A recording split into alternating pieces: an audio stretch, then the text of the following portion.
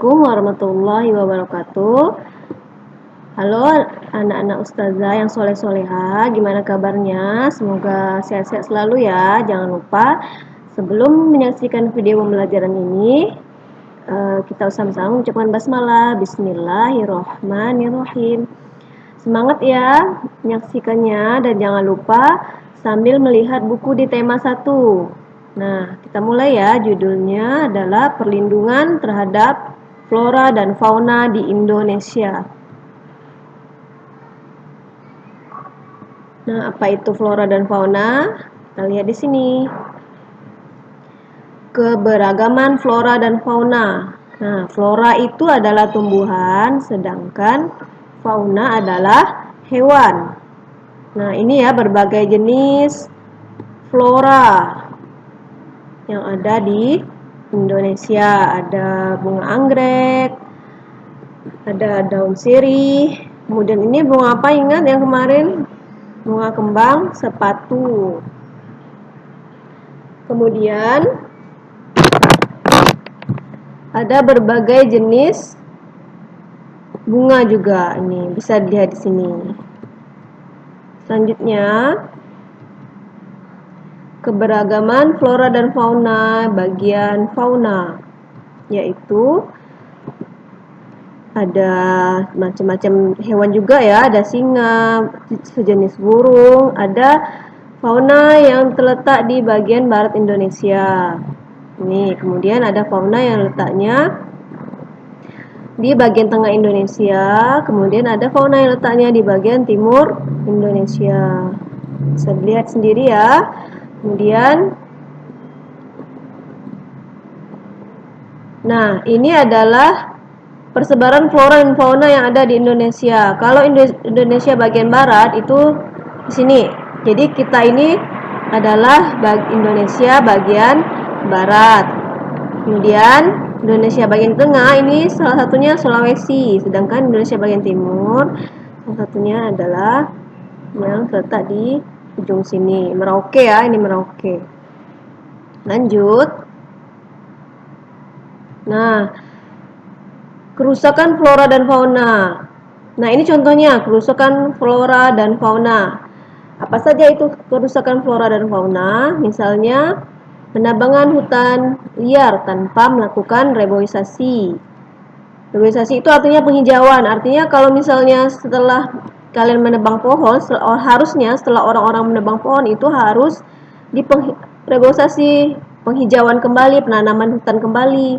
Jadi ada gantinya. Nah, kemudian kebakaran hutan yang terjadi secara alamiah maupun dilakukan sengaja oleh manusia. Kenapa? Karena kalau misalnya hutan kita gundul, maka yang terjadi adalah bisa longsor karena tidak ada penyerapan air hujan. Yang menyerap itu adalah akarnya. Masih ingat kan fungsi dari akar? Menyerap air. Nah, itu dia. Kemudian, nah ini contoh kerusakan hutan di Indonesia. Kemudian kerusakan pada terumbu karang. Terumbu karang itu sejenis hewan. Ini ya, ini ikan, ini terumbu karang nih. Walaupun dia kayak batu, tapi dia adalah hewan, fauna yang hidup di dasar laut. Nah, ini kerusakannya. Kalian bisa bandingkan. Ini yang bagus, kemudian ini yang rusak.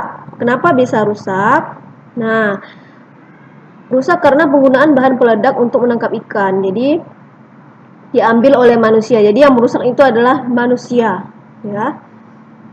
Kalau tidak ada terumbu karang ini, maka laut akan jelek, kemudian ikan ini tidak ada tempat tinggal. Nah, seperti itu. Lanjut.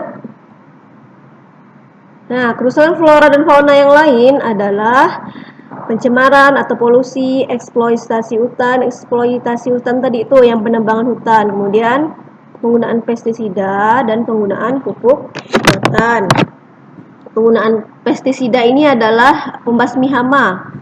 Kemudian penggunaan pupuk buatan ini kalau misalnya banyak bahan kimia, maka akan membuat air hujan terkena bahan kimia tersebut, kemudian akan menjadi pencemaran air. Nah, dampak kerusakan flora dan fauna bagi kehidupan pertama adalah ekosistem tidak seimbang, kelangkaan sumber daya, misalnya air, kemudian hutan, tanah, gitu ya. Kemudian menurunnya kualitas lingkungan, tragedi lingkungan karena kerusakan hutan, hilangnya kesuburan tanah, dan putusnya daur kehidupan.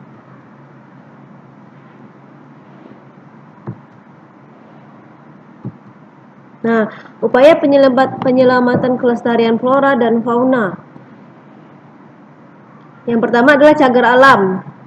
Cagar alam itu tempat perlindungan hewan dan tumbuhan yang memiliki kekhasan tumbuhan, satwa, dan ekosistemnya. Yang pertama contohnya cagar alam di Telaga Patengan, Jawa Barat. Itu gambarnya ya. Yang kedua di Gunung Gede, Jawa Barat. Yang ketiga Jawa Tengah, cagar alam Karangbolong, kemudian Kawah Ijen di Merapi, cagar alam Arjuno, dan di Yogyakarta. Gambarnya bisa dilihat ya. Ini Bukit Kelam di Sintang, di Kalimantan Barat. Cagar alam Anak Krakatau di Lampung. Nah, ini gambarnya. Nah, ini Bukit Kelam. Bukit Kelam ini adanya di Kabupaten Sintang. Jadi cagar alam ini batu. Jadi Ustazah baca beberapa minggu lalu. Jadi ternyata Bukit Kelam di Sintang ini termasuk batu terbesar di dunia ya. Nah, ini jadi isinya batu. Nah, itu di Arjuno. Ini Pantai Baron, Teluk Baron. Nah, gini Gunung Anak Krakatau di Lampung. Masih cagar alam Tanjung Puting. Nah, ini Tanjung Puting. Kemudian Sumatera Barat, Maninjau. Kemudian di Banten, bisa dilihat ya gambar-gambarnya, di Raja Ampat. Ini yang sangat terkenal ya, Raja Ampat. Nah, ini daftar cagar alam di Indonesia ya, dan jenis tumbuhan yang dilindungi.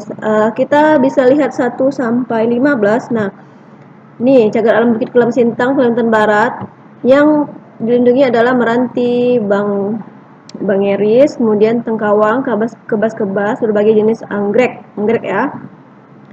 Yang lainnya juga ada Jawa Timur, Kalimantan Selatan, Selat Sunda, Jawa Barat, Bengkulu, Sumatera Utara, Sumatera Barat, Jawa Timur, kemudian Jawa Tengah, Kalimantan Timur, Maluku, Bandar Lampung, dan Papua. Bisa kalian lihat. Nah, ini juga Taman Nasional, nanti akan kita bahas. Taman Nasional, Suaka Marga Satwa, dan cagar alam lainnya. Nah, Suaka Marga Satwa, tempat perlindungan hewan yang memiliki keunikan sehingga perlu dilindungi beserta ekosistemnya. Nah, ini daftar cagar Suaka Marga Satwa yang ada di Indonesia. Yang ada di Aceh, di Jawa Barat, kemudian di Kalimantan itu di Kalimantan Tengah, Kalimantan Timur juga ada. Itu ya, bisa dibaca sendiri. Di Pulau Komodo juga ada. Suaka Marga Satwa ini lebih ke pelindungi hewan, jadi tempat aslinya hewan, bukan kebun binatang. Kalau kebun binatang di kandang, tapi kalau Suaka Marga Satwa ini lebih ke suasana alamnya memang mirip dengan habitat asli hewan tersebut. Nah, Taman Nasional adalah kawasan pelestarian alam yang memiliki ekosistem asli, dikelola pemerintah, ilmu pengetahuan, penunjang budaya, dan pariwisata. Nah, ini contohnya Taman Nasional Bantimurung Bulu Saraung. Nah, Taman Nasional yang lain adalah ini pembagian Taman Nasional yang ada di Indonesia. Ada banyak ya, puluhan, bisa kalian lihat di sini. Di Kalimantan juga lumayan banyak. Yang paling banyak ini kemungkinan di Jawa, bisa dilihat di angka-angkanya. Kemudian, nah ini pembagian Taman Nasional dari Bali, Nusa Tenggara, di Jawa, Kalimantan, Maluku, Sulawesi, dan Sumatera.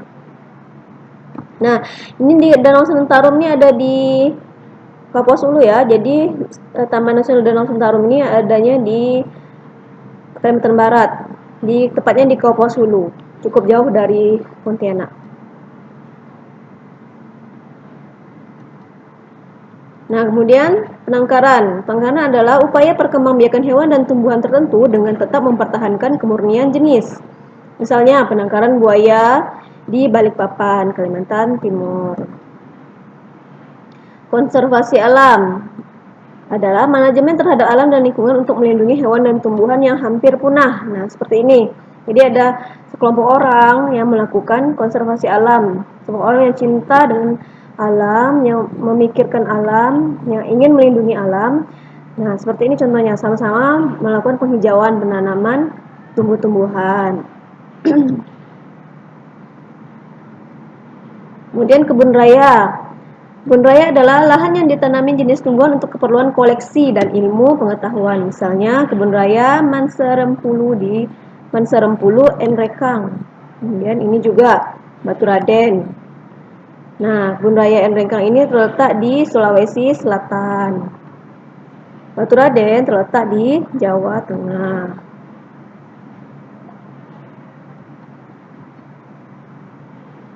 Nah, 19 kebun raya di bawah ini akan melengkapi kebun raya yang telah dimiliki Indonesia sebelumnya, yaitu Kebun Raya Bogor, Kebun Raya Purwodadi, Kebun Raya Cibodas, dan Kebun Raya Eka Karya Bali. Jadi ini kebun raya yang sudah ada. Kebun Raya Bogor ini sampai 4 ini memang sudah ada, tapi yang di bawah ini 19 ini adalah kebun raya yang akan melengkapi. Jadi artinya ini akan dikelola. Yang ada di Indonesia, di Kalimantan Barat itu Kebun Raya Sambas. Nah, kemudian Kebun Raya Danau Lait di Sanggau, Kalimantan Barat. Danau Lait ini lebih ke Tayan ya, di Kabupaten Sanggau, Kalimantan Barat. Nah, itu yang ada di Kalimantan Barat tempat kita. Ini nanti yang akan menjadi kebun raya. Kemudian hutan lindung. Hutan lindung adalah area yang ditetapkan oleh pemerintah atau masyarakat sebagai hutan yang berfungsi sebagai resapan air dan bermanfaat bagi masyarakat sekitar. Nah, ada 5 provinsi dan hutan lindung terluas ya. Papua, Kalimantan Timur dan Utara, NTT, Aceh dan Papua Barat. Ini kawasan yang terluas ya. Jadi walaupun Kalimantan ini banyak hutannya, ternyata Kalimantan Timur dan Utara itu yang terluas. Nah, kita harus menjaga hutan kita. Ini contohnya hutan lindung. Kemudian, nah ini hewan dan tumbuhan langka yang ada di Indonesia. Contoh ya, sebenarnya banyak, tapi yang langka ini misalnya orang hutan, harimau Sumatera, komodo. Jadi, kalau kalian ketemu hewan langka yang ada, ya, misalnya kalian ketemu hewan langka harus diserahkan ke pihak berwajib karena kita tidak boleh memelihara hewan dan tumbuhan langka. Nah, kalau tumbuhan misalnya Rafflesia arnoldi seperti ini, bunga bangkai, kantong semar. Nah, ini ya, ini tumbuhan-tumbuhan langka.